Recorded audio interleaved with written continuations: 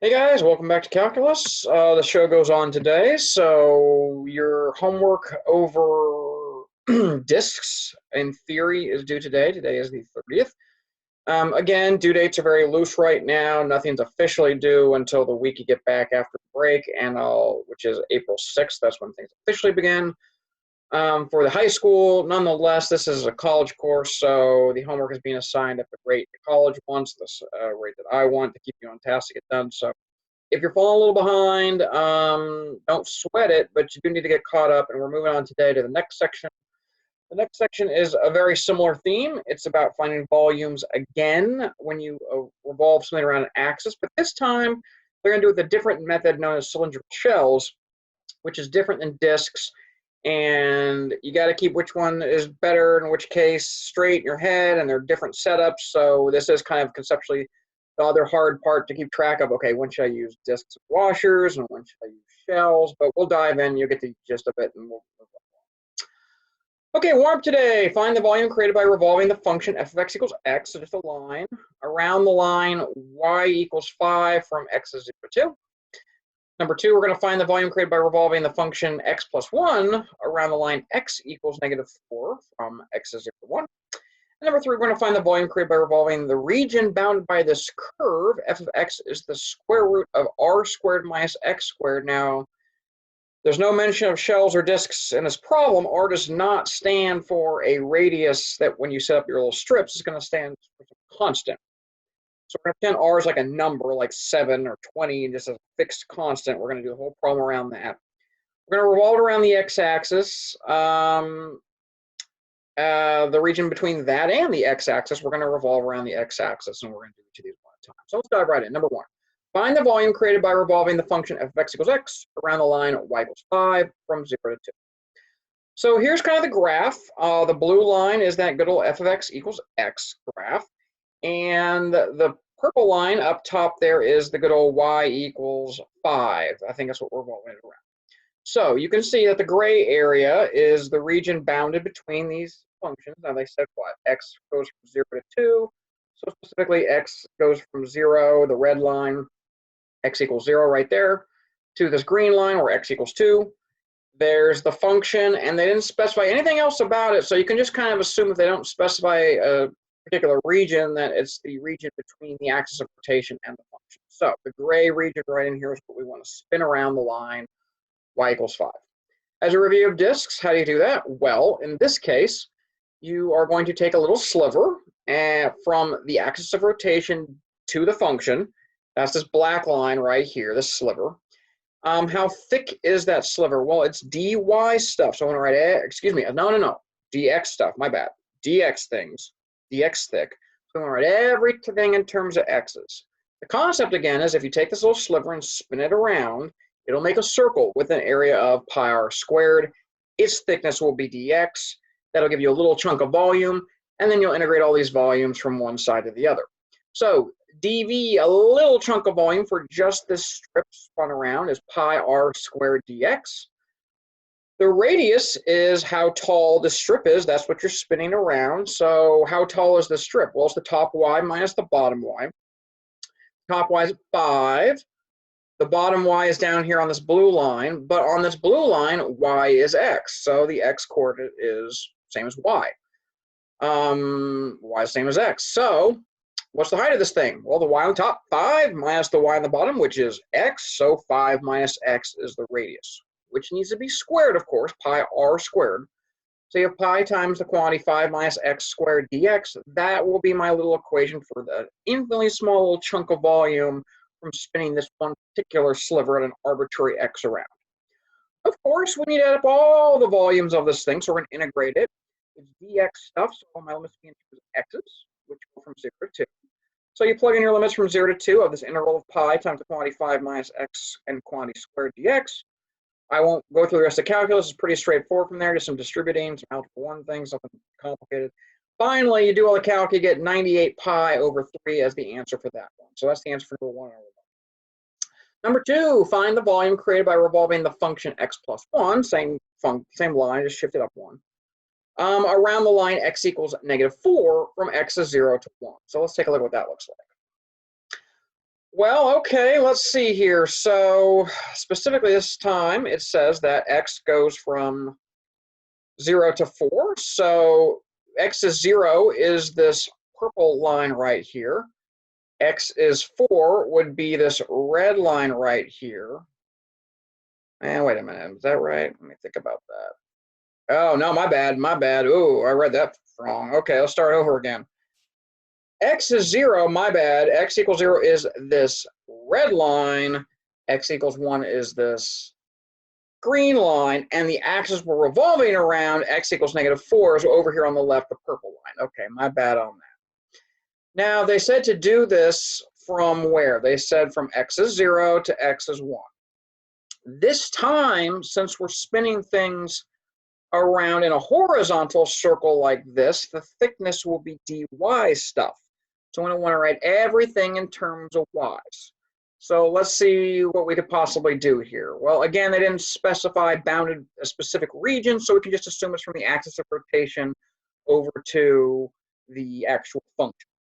So that would be that gray region right there. Notice that the function in blue between x is 0 and x is 1, which is what I care about, would be just this little strip right in here. So we're taking just that strip and we're going to spin it around to form this gray region right here.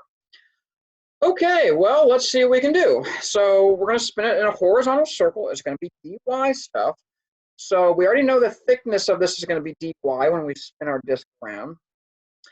What's the radius going to be? Well, it's the distance from the axis of rotation to the function. So in this case, it'd be the x on the right minus the x on the left. Over here, if you rearrange things, this was the line y equals x plus 1. So if y equals x plus 1, then x is y minus 1. So right here, this x coordinate on the right is the same as y minus 1.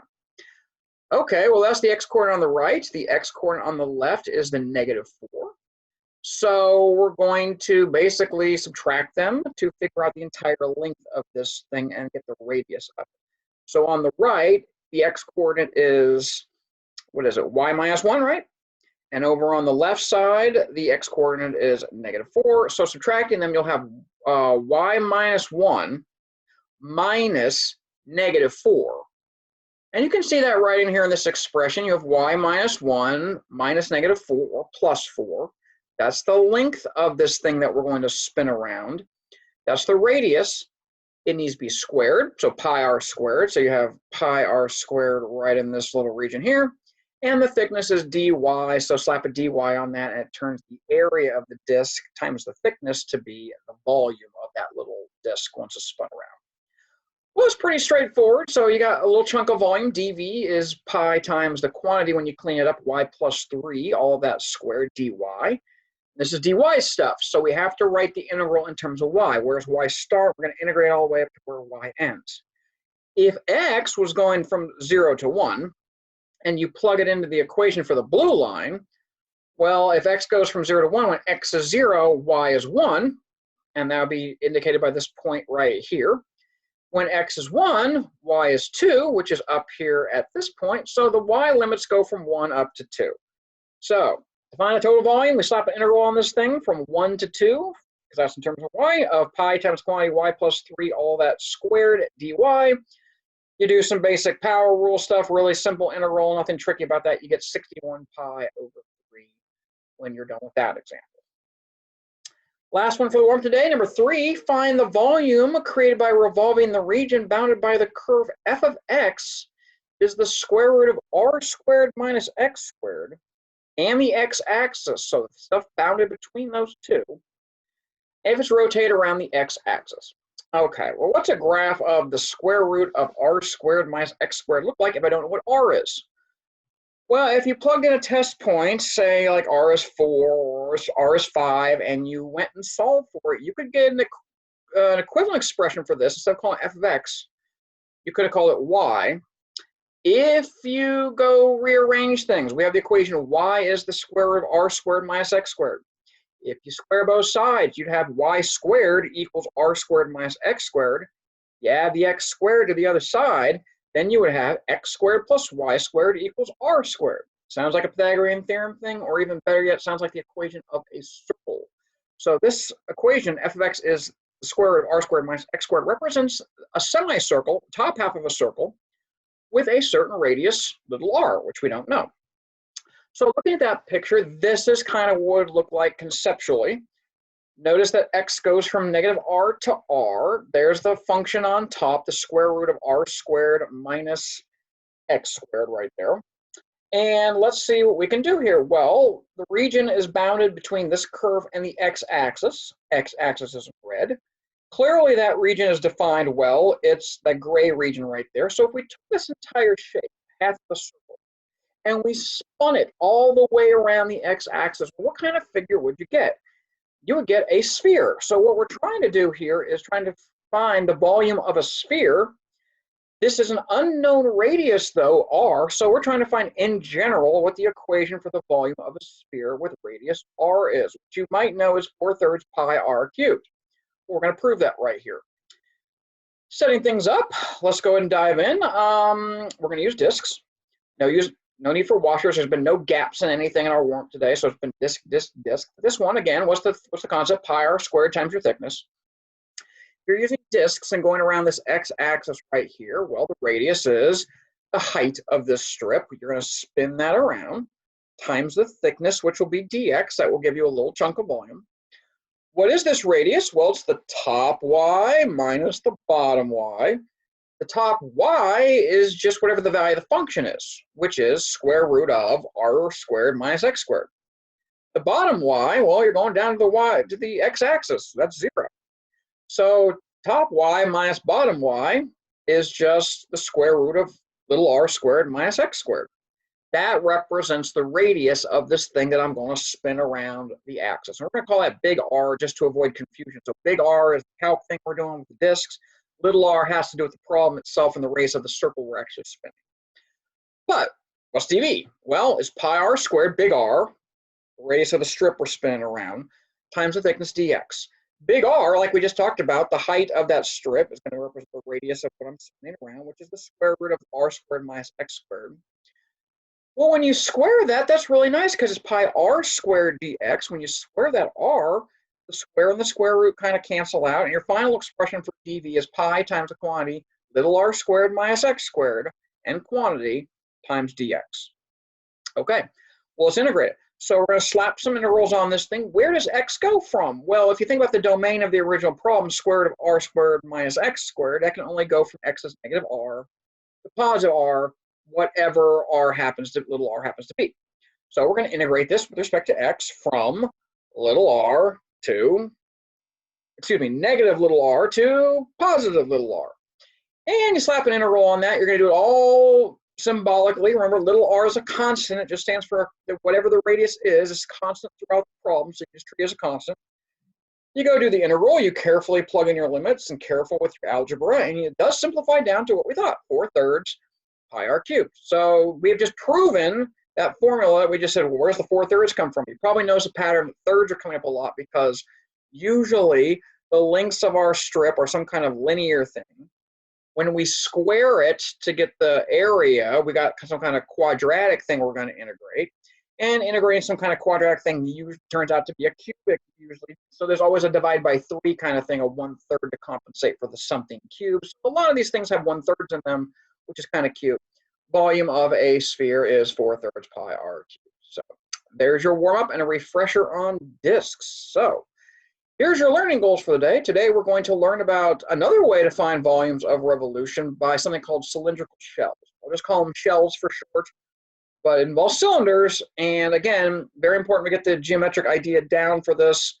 And this one's kind of more convenient sometimes. I think in some circumstances, discs and washers are better. In other ones, this method of cylindrical shells is better. So it depends on what you're doing. And you just have to do the homework to see why. Okay, so 5.2, the stuff over discs and washers is due today, the 30th. That'd be great if you turn it in. Again, a little leeway on this, but stay on task. It's going to keep coming. 5.1 and 5.2, you should be pretty much getting through those because 5.3 is assigned a day. Your goal is to spend most of this week up until Thursday working on it. Your homework is homework 5.3. It's posted online. I believe it's called homework number 3. And it goes along with this. This is lecture number 3.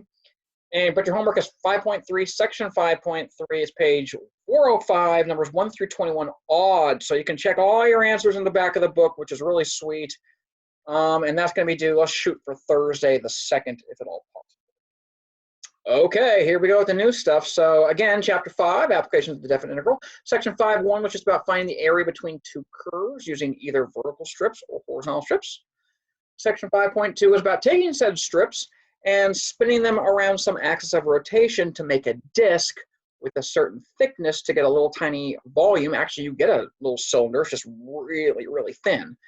And you take all these little discs or washers if you need to take out a gap. If there's some part of the region you don't want to spin around, you can take out the inside part, the washer part. And you spin it all around, you get a little slice of volume, you add them all up from whatever your limits are, either in the X's or from the Y's, and then you're all done. So hopefully you got a good handle on sections 5.1 and 5.2 going into this. Here's your notes for section 5. It's over cylindrical shells. Take a minute, pause the video, write down these equations. We're going to talk about what these stand for conceptually in a second. But go ahead and take a minute and write them down. You might notice that sometimes there's functions that are not easy to do with discs and washers. For example, this one over on the left.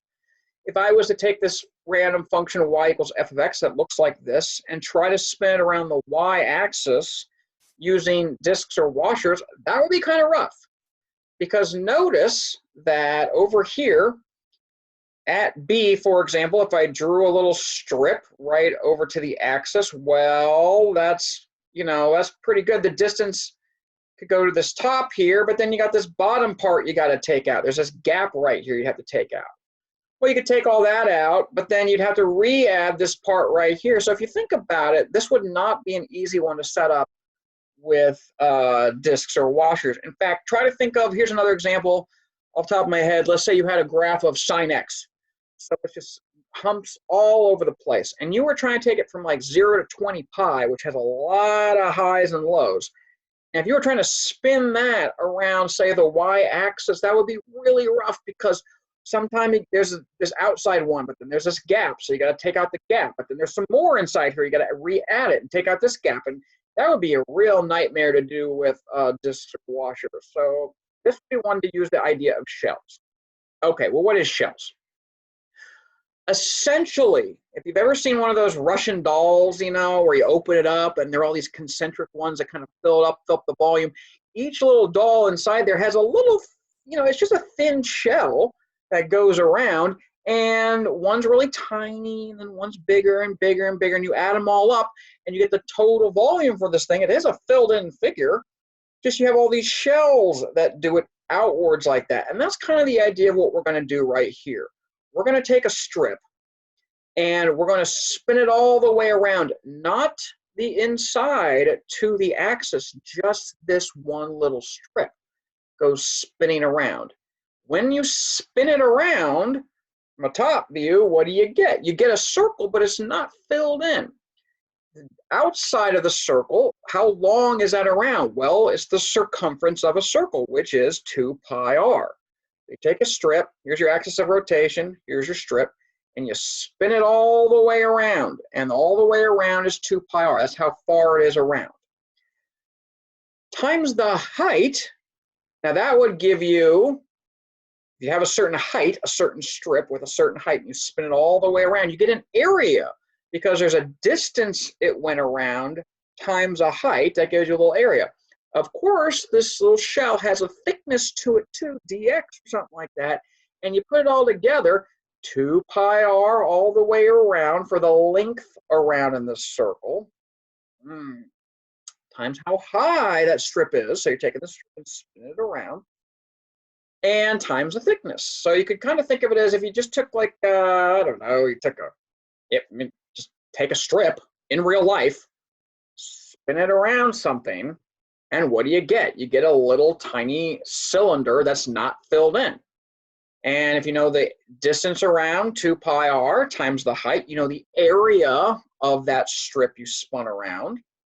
times the thickness would give you a little chunk of volume, and that's an alternative way to do it. So this picture over here on the right kind of does the best job of describing it. You're going to take just a cylinder, all your shells as a shell will look something like this, and you're going to have a little tiny shell with a certain height going around and a certain thickness. You're going to have a bigger shell, you're going to have a bigger shell, you're going to have a bigger shell. The height of each shell will depend on the function, and the radius will depend on how far this strip is away from your axis, and the thickness will be whatever, and we're going to add them all up and see what we get. And you can get cool little figures like this. Another way to spin things around an axis. A little more confusing though, because this time your strips, usually with discs, your strips, here's your axis and here's your strip would be perpendicular to the axis you're spinning around with discs and washers. Not in this case. In this case, the strips you set up and your axis, they will be parallel. And you will take your little strip and spin it around at a certain radius. And we'll get into the details and show some examples in a minute. Okay, so finding the volume of a solid like this is very awkward. Like we said, there's a lot of functions where you're doing discs or washers. You have to do it many, many times to get it to work out. It'd be just a gross thing, and I guess you could do it, but there's a better way sometimes called shells. And like we said, we're going to take a little strip like this, add them all up from the inside out, and see what would happen if we took just one of these strips and spun it around one at a time. So by revolving a rectangle around a y-axis, a little tiny strip around an axis, you get a thin little shell without the inside filled in, something that looks like this. If you were to take that shell and unwrap it and look at it just as a flat thing, so if I have this shell right here, this little tiny shell, and I unwrap it, it looks like a rectangle, and it is. I guess I should say a rectangular prism because it has volume. So if you unwrap this thing, how do you find the volume of that shell? Well, unwrapping it, it's got a certain height, it's got a certain length, and it's got a certain thickness to it. The thickness is going to be whatever you're having, dx's or dy's. The height will be the height of that strip, which is the same thing we've been doing to find heights of strips. We're just going to take the top minus the bottom, or the right minus the left, or whatever we happen to do. And the length of this, though, if you unwound this thing, well, it would be the length of the distance around of the shell, which is 2 pi r. It's the circumference of the shell. So putting this all together, let's see, what's the volume of this particular shell? It's the length, which turned out to be a circumference, 2 pi r, times the height, which is the height of the strip you're spinning around the axis, times whatever the thickness is, dx or dy. You multiply them all together, you get 2 pi r times the height times the thickness. And conceptually, that's what you're going to be doing to find your equation for your infinitely small little piece of volume. So it might look something like this. Again, they are using a specific formula for when you're just going around a particular axis here. So they're using x and f of x in this equation, a and b. I would, just like with discs and washers, I don't want you to memorize some equation with x's and f of x's, and I don't want you to do that. The concept was pi r squared times the thickness. This concept is going to be 2 pi r h times the thickness. That's the idea, because when you spin around other axes and stuff like that, this equation down here at the bottom of the board isn't going to always work out. But in general, this will be the idea if you spin around, I believe this will be a spin around the y-axis in this particular equation. But again, we're not going to always spin around the y-axis, so you want something more general. dv is 2 pi r h dx or dy, whatever happens to be. Okay, so let's look at a practical example here, because there's a lot of theory, and again, you need something to sink your teeth into and see and visualize. So this example from the book says, use the method of cylindrical shells to find the volume of the solid form by revolving the region bounded by the graphs of y equals x, there's the red line, and y equals x squared, the blue line. In the first quadrant, and you can see right there by the graph, they kind of give you the hints that x goes from 0 to 1, y also goes from 0 to 1 about the y-axis. So we used to do discs and washers. If you were doing discs and washers for this, the old stuff, then your radius would be it'd be a washer, because there's this gap here you don't want to spin around y. So your outside radius would be the y of the blue, excuse me, the x of the blue minus the x at the y-axis. The inside radius would be the x at the red minus the x at the y-axis, which is 0. You go do pi times the big R squared minus little r squared dy if you were doing disks, and you integrate them from respect to y from 0 to 1. What would you do with shells? Well, this is totally different, okay? This time, note the strip we're setting up here, this little box they have here, this is what's going to get spun around the y-axis, and this only, not the entire area inside of it, not the region from the strip to the axis. I don't care about that anymore. I'm just taking the strip and spinning it around. The concept is, how high will the cylinder be when you spin it around? It'll be the height of this strip. So we're going to use the same logic on this one.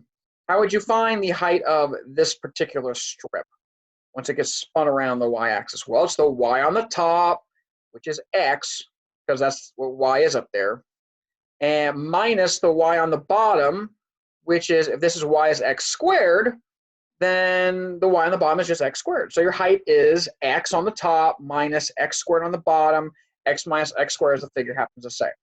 So that's the height of this little shell as we spin it around.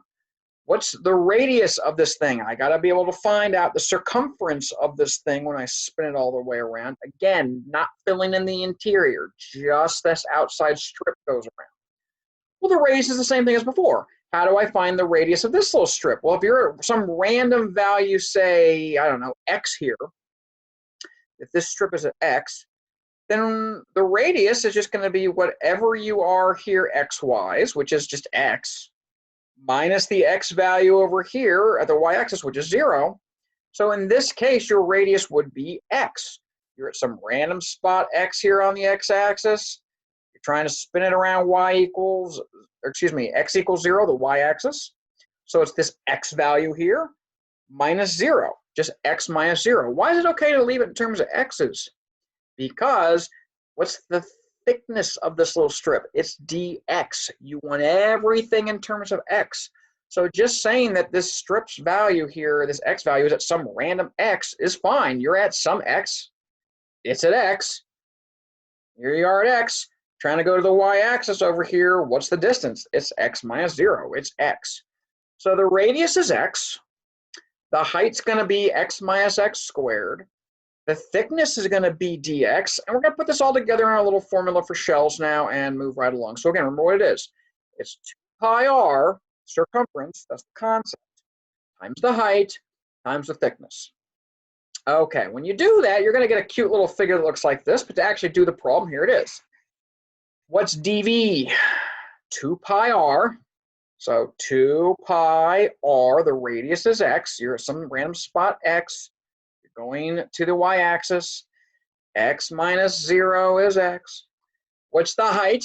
The height of the strip is the top minus the bottom, x minus x squared, and the thickness is dx. And when you spin it around, you're going to have a really thin shell. It's going to look like, from the top, an open cylinder. On the outside, it's going to look like a cylinder with a certain height to it. The inside's going to be missing, but it will have some finite thickness. It has some thickness to it on the edges. It's going to be dx in this case. Well, since this is dx stuff, your limits are in terms of x's. X's go from 0 to 1. So you plug your limits in from 0 to 1, and it turns out that this area would have been pi over 6. Would have got the same thing. And if you don't believe me, you can go check it with washers. But that's the concept, and you should have got pi over 6. Here's another example. Find the volume of the solid formed by revolving the region bounded by the graphs of y equals 4 minus x squared and the x-axis about the line x equals. I think we did this once before, but we did it with washers. This time we're going to do it with cylindrical shells. Okay. Notice in these shells all the time, the strip, the height of the strip, the d whatever, that strip is always parallel to the axis of rotation. With discs, they were always perpendicular. I got an axis, I'm going to take a little strip, I'm going to spin it all the way around, and it's perpendicular. In this case, no. You're always going to take something that's a strip that's parallel to your axis of rotation and spin it around. So if you're spinning around x equals 3 and you're using shells, you have to have a vertical strip. The line axis of rotation is vertical. Strip has got to be vertical too then. So I take a random spot here. I don't know where I am. Let's just say x. Again, the thickness of this is going to be dx, right? Everything in terms of x. But if I'm at some random spot over here on the left, say x, this is at some x coordinate, and I'm spinning around this line over here, x equals 3, well, what's the radius of this thing? How far is it going to be around that I actually take this thing and spin it around? Well, it's the x on the right, which is 3, minus the x of my strip, which is just x. So this radius is going to be 3 minus x for any strip that's at some random spot x. So I'm going to take that, the 2 pi r part of my equation, 2 pi r will be 2 pi times the quantity 3 minus x. Well, what's the height of this little tiny strip that I'm spinning around? Well, in this case, it's the y coordinate up top minus the y coordinate down below. This is dx stuff, so I want to write everything in terms of x. On the top, what is, let's see, what's the x coordinate? It's kind of, well, we don't need the x coordinate, we need the y coordinate. Up, the height of this thing is going to be the y on the top minus the y on the bottom. The y on the top is just 4 minus x squared. The y on the bottom is 0. So this height is 4 minus x squared minus 0, or just 4 minus x squared. So let's put it all together. The radius of this thing I'm spinning around, how far is it away from the axis? Well, the right's at 3, the left's at x, 3 minus x. What's the height of this thing? The y on the top of the strip minus the y on the bottom of the strip. 4 minus x squared minus 0, 4 minus x squared. Putting it all together, 2 pi r h d whatever would be 2 pi r, 3 minus x, h, 4 minus x squared, dx. These things are dx thin right there. So let's see how they did it. Well, they just did the same thing we did. They put the integral on there right away. I still encourage you just to set the expression first. dv equals this. And once you got that conceptually set up, it's really easy. Slap an integral on this thing. This is dx stuff. So where does this region actually go from in the x's? Well, you can clearly see that it goes from -2 to 2 on the figure, and it does. So you're going to integrate this from -2 to 2. So you're going to take every little strip here from -2 to 2. You're going to take each strip individually, spin it around, get a little chunk of volume. Then you're going to keep doing this and spread all out and get the volume of the whole thing as a spread around. And you go finish it up, and it looks like the answer is 64 pi to this problem. Okay, so this is a little different. You need to be careful about these because, again, discs, here's your axis of rotation. Discs and washers, your slivers were perpendicular to it and going around and making a circle. With shells, your strips are parallel to it, and you're going around at a certain radius distance away from the axis of rotation with a certain sliver of a certain height, certain thickness, and you're going to spin that all up. Okay, this problem says let R, capital R, be the region bounded by the graphs of cosine and x squared. Compute the volume of the solid form by revolving this region about 2 different lines, either x equals 2 or y equals 2. Okay, so here we go. If you go graph these, you have y equals x squared. You also have the graph of cosine. Now, there's no way you're algebraically going to be able to figure out where those two intersect. You know, saying a quadratic equal to a trig function, good luck. You know, you get some kind of Nobel Prize if you can figure out a way to get an exact answer there. So you use your calculator, second intersect feature. You figure out where the intersections are. Apparently, they're x equals negative or positive 0.824. You might want to get the y ones also. Write them both down because, you know, until you dive right in, are you doing dx stuff, are you doing dy stuff, you might need to know the limits of integration for both. Who the heck knows? But in this example, you are revolving around x equals 2. So over here at x equals 2, you're going to take, again, if you're doing shells, you have to have a sliver that is parallel to your axis of rotation. So over here, well, this region is bounded between them, so my sliver is going to be a little sliver up and down because it has to be parallel to the axis of rotation. Okay, well, what's the radius? I'll start off slow. The radius is the distance from this sliver to the axis of rotation. So, well, let's see. Again, if you look at the sliver, first of all, it's up and down. So the thickness is going to be dx stuff. It's a little dx wide. What's the radius? How far is that sliver? If that sliver is at some random x, how far is it away from the line x equals 2? Well, over here on the right, that's clearly where x is 2. the radius goes all the way to my sliver, which is at some random value x. So the radius is going to be 2 minus x. What's the height of the sliver going to be? Well, that sliver is bounded between the curve on the top in red and the curve on the bottom in blue. The curve on the red on top is the graph of just cosine. So the y value on top minus the y value on bottom is cosine of x minus x squared. That will be the height of my little thing that I'm going to spin around. So I got my height, which is cosine minus x squared. I've got my radius. How far away is it that I'm spinning it? It's 2 minus x. The thickness will be dx. So now I just need to plug it into my equation. What's my equation for dv? 2 pi r h d whatever, in this case dx. So you see it, that's what they plug in. 2 pi times your radius, 2 minus x. The height is cosine of x minus x squared dx. Your limits, this is dx stuff, so you want to go in terms of the x's. The x on the left goes from negative 0.82-ish to positive 0.828-ish. You don't want to 82. You don't want to go ahead and round these too much. Use as many decimal places as you're comfortable with, because the more you round, the more off it's going to be. This would be one, since you got decimals in, you're going to get decimals out. You might as well just let your calculator do this one without even trying. I mean, it looks like an integration by parts thing too. If you distribute out, it's power rules, but you got decimals in, so you might as well just use the decimals and let your calculator do it for you. You do all that, you get the volume is 13.757. Okay, that's if you go around x equals 2.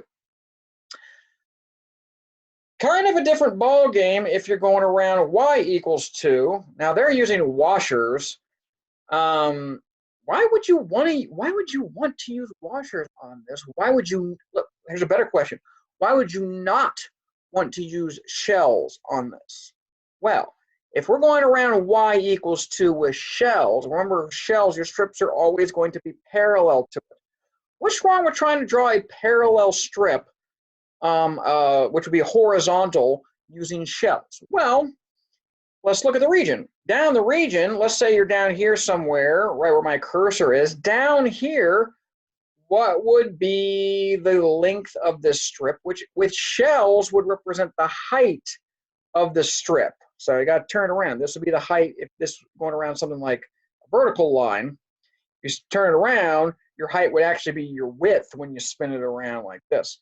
But the height of your shell would be the x on this blue line minus the x on that blue line. And the blue line is x squared. So over on the left side, if y is x squared, then that x is the square root of y. And over on the other side, it's negative square root of y. And you could do that. But the main problem is, as soon as you get to this spot where they cross and intersect, if you go above that and try to do shells, well, your shells would be this long right here, but now you're having to use the red curve. And what's the x over here? Well, it's the cosine inverse of y. And what's the x over on the left? It's kind of like the cosine inverse of y, but like the negative. This is getting very confusing. So using shells in this particular one would not be the best method. A lot of your homework in this section is going to say, okay, use shells because you have to, but you could see that doing washers in this case would probably be far easier than doing shells. So there'll probably be a section in your homework that says use whichever is ever appropriate. So think it through and think which one would be the best. You'll probably use washers mostly because you're more comfortable with those right now, but don't put out shells. Shells are good too. So there's an example there. Okay. Here's your homework again, 5.3. It's homework number 3 for the quarter. It's online, page 405, 1 through 21 odd. You can check your answers, which is good. Not due till Thursday. We will have a help session on Wednesday. And again, if you need a little more time on this, that's okay. Let's do a freebie for you. So this is number 17 on your newest homework. And it says, use the best method available. So you might want to use shells, like we just learned about. You might want to use washers or discs to find each volume. This is the region bounded by the curve y equals 4 minus x. That's the blue line. Y equals 4. That's the red line up top. And y equals x. That's the green line. So you can see it, the blue, green, and the red line on the top all form this little gray region right here. So this is the region I care about. We want to spin it around 4 different things in this problem. First the x-axis, then the y-axis, then the line x equals 4, and then the line y equals 4 also. So let's go ahead and dive right in. What happens if I take this region in part A and spin around the x-axis? Okay, well, down here is my good old x-axis. I think in this case, you wouldn't want to use washers. Why not? Well, if I'm doing washers, over here, I could set up, well, what's the outside radius? It'd be the distance from the axis of rotation, the x-axis, all the way up through my region as far as I can go to the line y equals 4. That's easy. No matter where I am, the outside radius would be 4 minus 0. But the inside radius would change because you need to take out this gap. You don't want this white gap in things. Over on the left side of the figure, the inside radius would be from the y on top of the blue down to the y on the bottom, which is just the x-axis. So it'd be this length right here for the inner radius. However, on the right side of the figure, you're not using the blue function for the top anymore. This gap you'd be using the green graph on top minus the green or the x-axis on bottom. So you have to split into 2 different integrals. It'd be kind of cumbersome and messy. You could use washers, but they said use the best method. So to avoid doing 2 different integrals, this would be a lot easier with shells. Because if you take a little strip that's parallel to the x-axis and spin around, notice the length of the strip is always going to be, which is the height of this thing, the x on the right, which is always the x of the green graph, minus the x on the left, which is always the x of the blue graph. So I don't need to split it into 2 different integrals. I'll just take this and do shells and move it around. So shells is the best method. Well, what's dv? 2 pi r h d whatever. This time, since we're spinning around the x-axis and my strip is parallel to it, the thickness of this strip is dy. So I'm going to need to write everything in terms of dy's as I go around. Okay, so let's try to write everything in terms of y's. First things first, this strip, this up and down, the strip right here, this solid black one is going to get spun around the x-axis. That will make a cylinder with a height of whatever the length of this strip is. So let's talk about the height first. Let's get that over with. Well, what's the length of this strip, which will represent the height when I spin it around? It's going to be the x on the right minus the x on the left. Okay, well, this is all dy stuff. So I'm going to write those in terms of y. The green line is what? What is that graph? Y equals x. So then if y equals x, then the x over on the right is just y. Over on the left, though, if y is 4 minus x for the blue curve and you move things around, that means x is 4 minus y. So the x on the right, y, minus the x on the left, 4 minus y, that entire length would be y minus the quantity 4 minus y. And you can see that right here in this expression, y minus the quantity 4 minus y, that represents the height of this thing. So you're going to take this thing and spin around. If you don't buy it being the height, take the problem and flip it. If you look at it back with more comfortable with dx stuff, this would be the height of the thing I'm spinning around. But we're still going to call it the height, even though we're going around another axis right there. Okay, there's the height. What's the radius? How far away is this strip from the axis of rotation? Well, there's that little thin line, that thin black line, little r, stands for how far away the strip is. How far away is that strip? It's the y up top minus the y down below.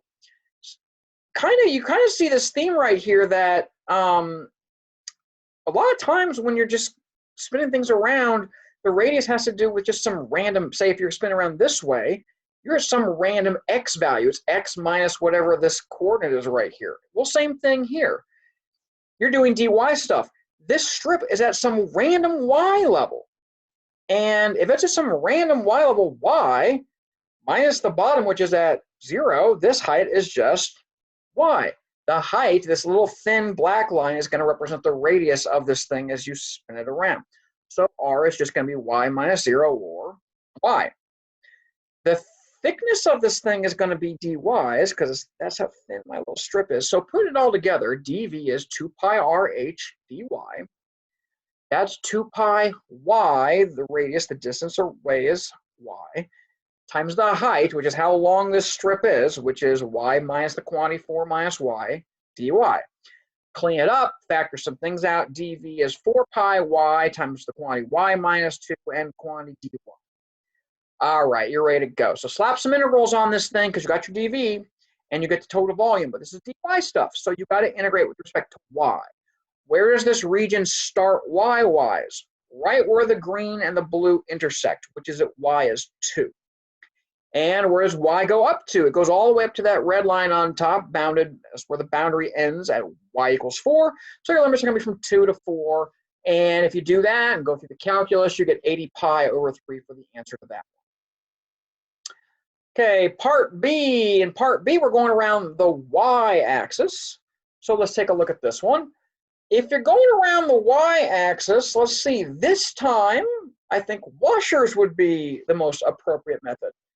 Now, why washers? Well, let's see. If you're going around this axis right here, the y-axis, notice that you have to take out this gap right here. You don't want the gap. But the outside radius is always the same throughout this region. It's the distance from the axis of rotation through the gap, through the region I care about, all the way to the green line, which throughout this region, the right side of this is always going to be the green line.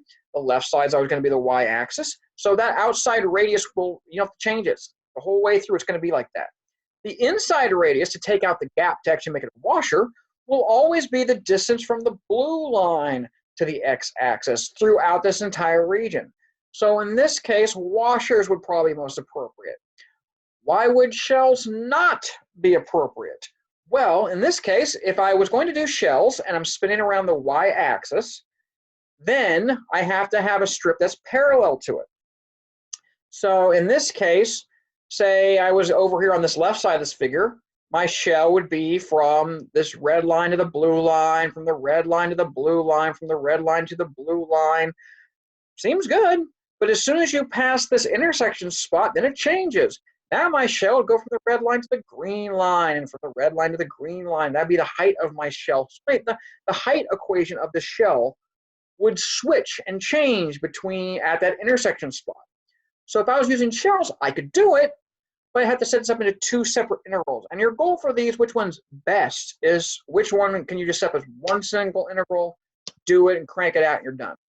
So this is more a review of washers than anything. Okay, so let's do washers. The outside radius, big R, is the distance from the axis of rotation through my gap and through my region to the green line. Notice that we're doing washers. So we're going to take this little strip and spin it around horizontally this time and actually fill in the inside and take out the gap. So what's the outside radius? It's the x on the right minus the x on the left. The x on the right is just whatever the x coordinate on this is on this green line.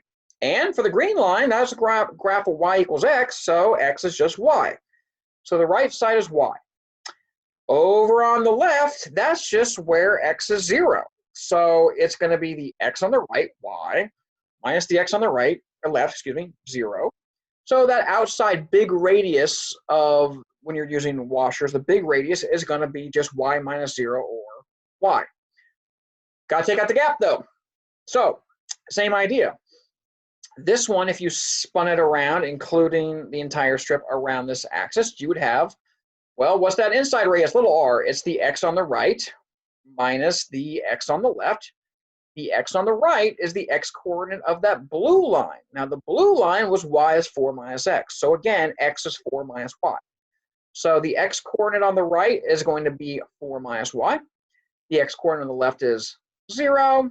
So 4 minus y minus 0 would be 4 minus y. That'd be your little r, the radius of your gap. This is dy stuff. So back to good old discs and washers. What's the equation for that conceptually? Pi r squared d whatever. Subtract the radii squared if it's a washer. In this case it is. So pi times the quantity, big R squared minus little r squared, and quantity times the thickness, which is dy. We're going to make a little disc or a little washer with a little hole taken out of it for this one. Okay, plugging things in. The outside radius was y. The inside radius was 4 minus y. You plug them in carefully for big R and little r, square them, distribute things out, maybe clean up some algebra first to make your calculus a little easier when you're done. But you get your equation for dv finally is 8 pi times the quantity y minus 2 dy. Again, slap some integrals on this thing. Notice again that this was dy stuff. So in this case, y still goes from 2 to 4. Plug your limits in. And in this case, the volume of this solid revolved around that line would be 16 pi. Okay, part C was saying let's revolve this around the line x equals 4. Well, let's see. Ooh, I did not change that picture. That's a problem. Whoops. Well, I guess I didn't set this one up right, but we won't have to go through the whole thing because actually this one would be kind of boring. If you're going around x equals 4 right here, it's the same argument as going around the y-axis. Which one would be an appropriate method and which one would not? Again, you'd probably use washers. You would not want to use shells because all your strips would be up and down strips, and that would change from the blue line to the green line over on one side. But in this case, since the figure is wrong, let's redo it real quick. What would be the outside radius in this case? If you're going from x is 4 all the way over through the gap and through the region to this x value, what would be the x on the right minus the x on the left, which would be 4 minus this x coordinate. And in terms of y's, that x coordinate is 4 minus y, so you plug it in. You get 4 minus y. Even though the figure is wrong, the math down there is still right. The big radius is, I don't know, yeah, it's 4 on the right minus this x coordinate, which is 4 minus y. There's your big R right there. What will be the inside R? Well, you'd be going from x is 4, the axis of rotation right here, to this green line, which would be the x on the right, which is at 4, to this x value, but the green line is y equals x, so x is just y. So the inside radius for the gap would be 4 minus y. And as you can see, you're going to plug all that in for the big R, little r, dy. This is washers again, so you're going from whatever the y limits are. In this case, looks like I didn't even bother to put an integral on this thing, but if you integrate it from 2 to 4, this slide is pretty sloppy, you would have got 16 pi. Okay, lastly, 17D. What would you have on 17D? You're going around the line y equals 4. So in this case, if you're going around this line y equals 4, you would probably not want to use washers because here, for washers, your strips are perpendicular to your axis of rotation, and you're spinning all the way around pi r squared. Well, what's the problem with that? The radius of that slice, if you're using washers, over on the left side, it'd be from the red line to the blue line, but over on the right side, it'd be from the red line to the green line. So you have to split into 2 separate intervals and do them separately, which again would be a pain. So let's use our new method of shells, okay? So here's the concept. One more time. We're going around y equals 4. We're going to take a slice that is parallel to the axis of rotation. We're going to take that slice. So it has a certain height. You know, you always want to think of the height as the part that's perpendicular, excuse me, parallel to the axis. So in this example, this would be the height back and forth. You're going to take that, you're going to spin it all the way around, just this outside part. You're not filling in the inside, but you're going 2 pi r all the way around on my circle. The height of that cylinder you're going to create is the height of this thing, which is h in that figure, the actual length of your strip, times the thickness, which in this picture would be dy. So here we go. 2 pi r h dy is the setup. Here we go, one thing at a time. Y. Well, let's see. How about the height? Let's do the height.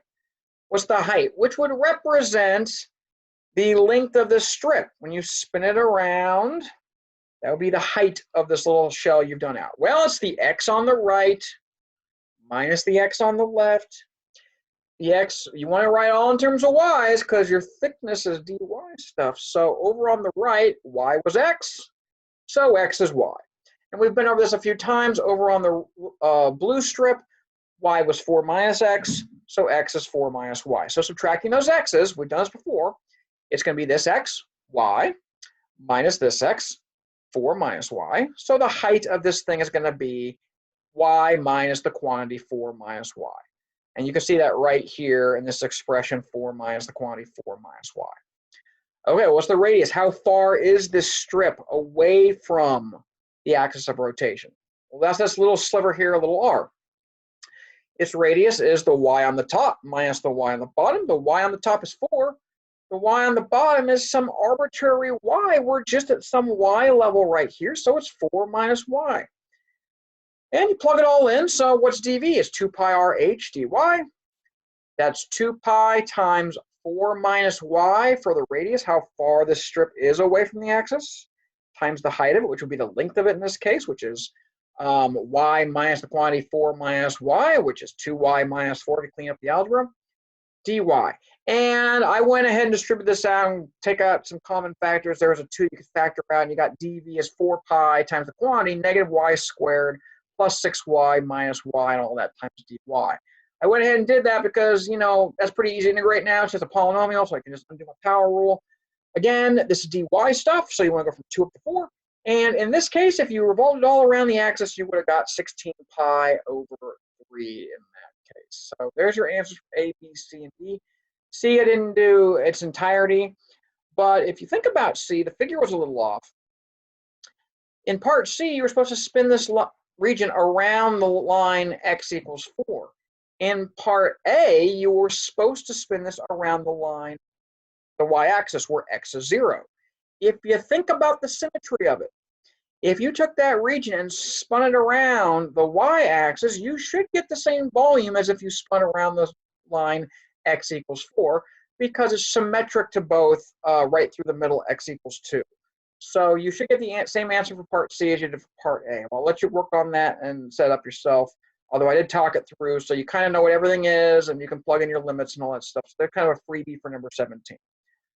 Okay, this is still confusing. I understand that because you're new at it, and you just did discs. And for discs, your strips were perpendicular. You filled in the entire region, pi r squared times the thickness.